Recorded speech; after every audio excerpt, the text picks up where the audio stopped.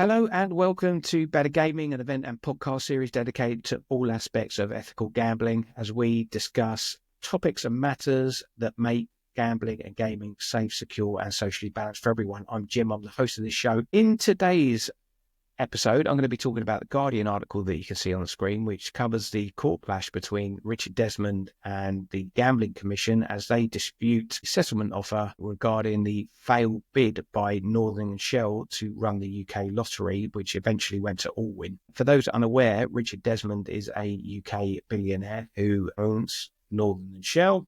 For those that are unaware of Northern Shell, they own things like the Express newspapers. He's previously owned Channel 5 over in the UK, and he currently runs the Health Lottery in the UK, which is a tier below the National Lottery licence, but still delivers good proceeds to charities and good causes.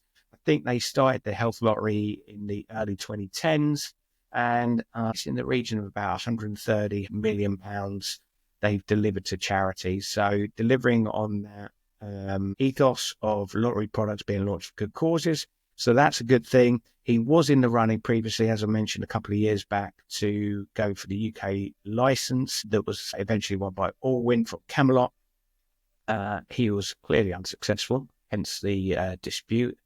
And he is now in negotiations with regards to a settlement for that, which would indicate there is some blame to be had on the Gambling Commission, or some admission of blame by the Gambling Commission, who have offered him £10 million as way of a settlement, but he is turning it down because he is seeking in the region of £200 million. The main concern is where that money is coming from and who is paying for it. So, for example, if I go down deeper into this article,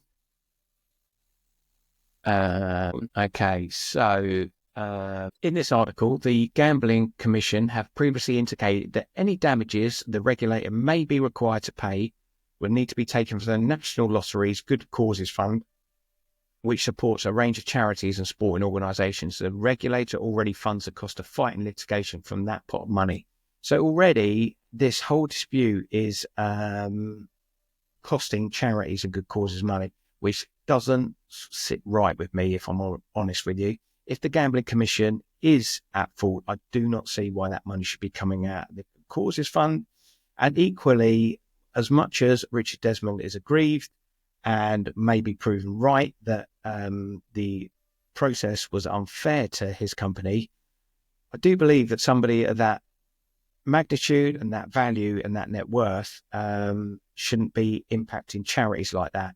Later on in the article, let me get it up. Yeah. So they're saying Desmond rejected the offer according to sources, who is the former owner of the Express newspaper and OK magazine. He is not motivated by financial concerns, but instead of a desire for transparency and the process governing the awards of the contract, which is worth £6.5 billion in revenues over 10 years. So that this is a substantial financial process. What I would probably like to see at the end of this outcome, whether the Gambling Commission lose or not, is that shortfall is replaced. So hypothetically, I would like to see Richard Desmond, if he was one, to be successful, say he won £50 million, that it'd be great for that billionaire to put that £50 million into good causes directly if there is no financial motivation for his challenge. What is the next steps? Well, the next steps are there is a court case that will be taking place in October, unless they can return to a negotiation table. You know, you'd hope that they could negotiate this one, because again,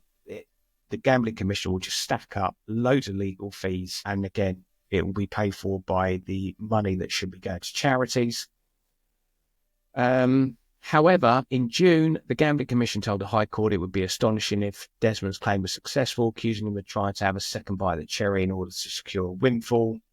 And court documents have previously shown that they had no chance of winning the lotteries. You know, I think they're kind of alluding to it's sour grapes, but that's what you expect from very successful people, I guess, who are not used to losing. And just to finish it off, of course, it wouldn't be amiss for the article to mention about the current licensed operator, Allwyn, and their connections with the Russian state. And then finally, both the Gambling Commission and Northern Shell both declined to comment.